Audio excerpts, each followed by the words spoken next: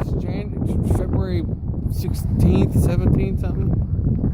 There are a ton of birds around town. Like, a ton of birds.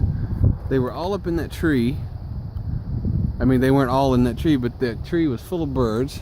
They've been swooping around the house. That funnel of birds there used to be there. So they're not staying in one place, but they're just ambling around. It's really cold. What are they even doing here? They're quite large. Probably 2.5 feet wingspan. Oh, look at that one. It's up close. What are they doing? What are they doing? Are they searching for food? Or are they playing tag? Or something? I don't think they're playing tag. They're just getting food.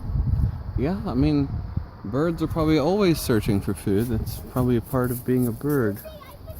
That's really weird. Anyway, have a good day. Robert, say, have a good day. Have a good day, buddy.